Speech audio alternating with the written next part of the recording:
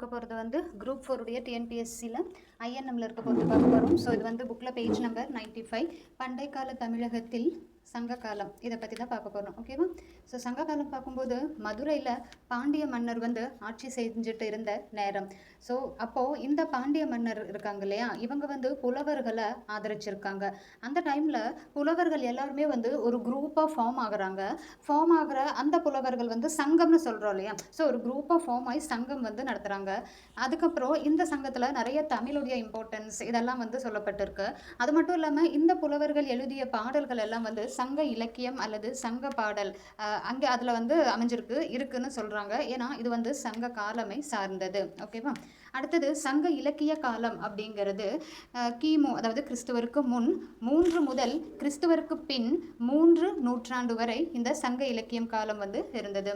இதுக்குண்டான சான்றுகள் வந்து எங்கிருந்து எடுக்கப்பட்டிருக்கு அப்படின்னு பார்த்தோம்னா கல்வெட்டுகள், அதாவது ஒரிஷால கலிங்க நாட்டு அரசன் காரிவேலனுடைய ஹதிகும் பாகல் வெட்டு அப்படின்ற இடத்துலையும், 2வதா புகழூர் கல்வெட்டு, இது வந்து கரூருக்கு அருகே இருக்கு. 3வதா அசோகருடைய 2 மற்றும் 13ஆம் பேரானை கல்வெட்டுகள்.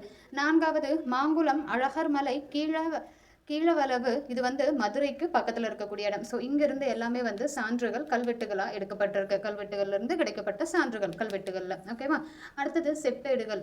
இதில் பார்த்தோன்னா வேள்விக்குடி மற்றும் சின்னமனூர் செப்பேடுகள். அடுத்தது அகழாய்வு பொருட்கள், அதாவது அவங்களுடைய வாழ்க்கை முறை, அவங்க எப்படி வாழ்ந்தாங்க அப்படிங்கிறது தான் இந்த அகழாய்வு பொருட்களில் வந்து அவங்க ஃபைண்ட் அவுட் பண்ணுறாங்க. ஸோ அது எந்தெந்த இடத்துலலாம் வந்து கிடச்சிருக்கு அப்படின்னு பார்த்தா ஆதிச்சநல்லூர், அரிக்கமேடு, கொடுமணல், புகார், கொற்கை, அழகன்குளம், உறையூர்.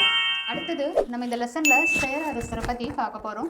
சேர சோழ பாண்டிய அரசர், இவங்களை பற்றி 3 பேர்தும் வரும். அதுக்கப்புறமா வந்து கொஞ்சம் டீட்டெயில்ஸ் இருக்குது. ஸோ இந்த ஷார்ட்ஸில் இந்த லெசனில் சங்ககாலம் லெசன்லேருந்து இந்த மட்டும்தான் இப்போ அப்லோட் பண்ண முடிஞ்சது. ஸோ நெக்ஸ்ட் ஷார்ட்டில் உங்களுக்கு சேர அரசரை பற்றி வரும். தேங்க்யூ.